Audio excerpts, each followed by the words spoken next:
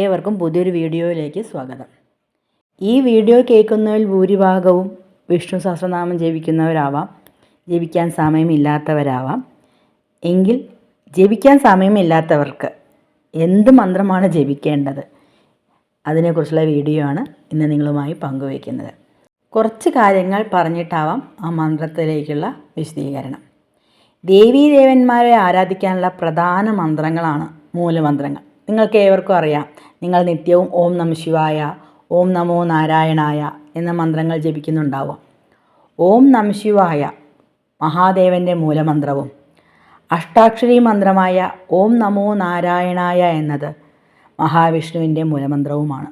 ഈ രണ്ട് മന്ത്രത്തിലും ഏറ്റവും പ്രധാനപ്പെട്ട ഓരോ അക്ഷരമുണ്ട്. ഏതാണ് അക്ഷരം? ഇതിനു ബീജാക്ഷരം എന്നാണ് പറയുന്നത്. നമഃശിവായ എന്ന മന്ത്രത്തിൽ നിന്നും ബീജാക്ഷരമായ മ എന്ന അക്ഷരം മാറ്റിയാൽ ന ശിവായ എന്നാവും. നാശമാകട്ടെ എന്നാണ് അതിൻ്റെ അർത്ഥം.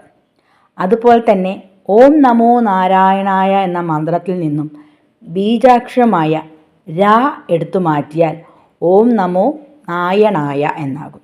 തനിക്ക് മുന്നിൽ ഒരു വഴിയുമില്ല എന്നാണ് അതിൻ്റെ അർത്ഥം. ഈ രണ്ടും മൂലമന്ത്രത്തിൻ്റെയും ബീജാക്ഷരമാണ് രാമ എന്ന നാമം. വൈഷ്ണവ ശക്തിയും ശൈവശക്തിയും ഒരുപോലെ നിറഞ്ഞു നിൽക്കുന്ന ഒരു നാമമാണ് രാമനാമം.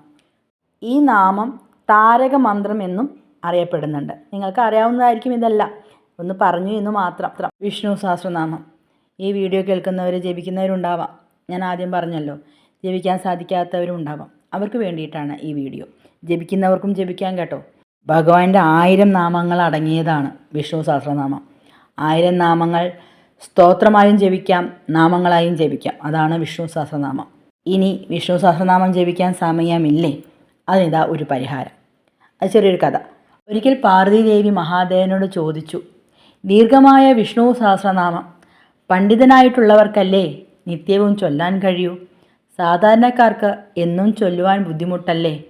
വിഷ്ണു സഹസ്രനാമ ജപത്തിൻ്റെ പുണ്യം സാധാരണക്കാർക്ക് കൂടി ലഭ്യമാവുന്ന എങ്ങനെയെന്ന്. അതിന് ഭഗവാന്റെ മറുപടി ഇങ്ങനെ: ശ്രീരാമ രാമ രാമേതി രമേ രാമേ മനോരമേ സഹസ്രനാമ തതുല്യം രാമനാമ വരാനനെ ശ്രീരാമനാമ വരാനന ഓ നാമ ഇതി. രാമനാമം ജപിക്കുന്നതിലൂടെ ശിവചൈതന്യവും വിഷ്ണു ചൈതന്യവും ഓരോ ഭക്തനും ഒരുപോലെ ലഭിക്കുന്നു. ഈ മന്ത്രം വിഷ്ണു സഹസ്രനാമ ജപത്തിന് തുല്യമാണ്. 3 തവണ രാവിലെയോ വൈകിട്ടോ ജപിക്കാവുന്നതാണ്.